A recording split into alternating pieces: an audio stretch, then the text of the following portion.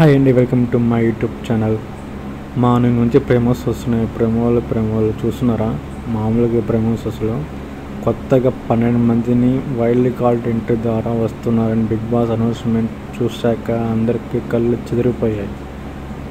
ఒకేసారి 12 మందిని కొత్త వాళ్ళని వైల్డ్ కార్డ్ ఎంట్రీ ద్వారా బిగ్ బాస్ హౌస్లోకి వస్తున్నారు. దీనిలో ట్విస్ట్ ఏమి ఇచ్చారంటే గేమ్ పెడతారు బిగ్ బాస్. ఆ గేమ్స్ ఆడితే ఒక్కొక్క కంటెస్టెంట్స్ 12 మందిలో తీస్తూ వస్తారు. అలా చేశారు బిగ్ బాస్. సో ఆ టాస్క్ ఎంతవరకు వీళ్ళు ఎన్ని టాస్క్లు ఇస్తారో అంత మీద రారు, 12 తగ్గుతూ వస్తారు. మిగతా కంటెస్టెంట్స్తో సరిపోతుంది. అయితే ఓవరాల్ పబ్లిక్ టాక్ ప్రకారము నాకు తెలిసిన ప్రకారం దగ్గర 7-8 మంది ఈజీగా కొత్త వాళ్ళు వచ్చే అవకాశాలు ఉన్నాయి బిగ్ బాస్ సీజన్ 8లో. వాళ్ళు వచ్చాకనే షో ఇంకా హైలైట్గా ఉంటుంది. ఎందుకంటే ప్రస్తుతం నడుస్తున్న కంటెస్టెంట్స్తో నలుగురు మధ్యనే వాళ్ళ గేమ్ ఆడుతున్నారు. పృథ్వీరాజు, అఖిల్, సోనియా, యష్మి వీళ్ళ మధ్యనే అంత గేమ్. వాళ్ళు కొట్టాడుకోవడం, వీళ్ళు కొట్టాడుకోవడం, సరే గేమ్ ప్లానింగ్ ఏం లేదు. సో చూసే వాళ్ళు కూడా ఇంట్రెస్ట్ పోతుంది బిగ్ బాస్.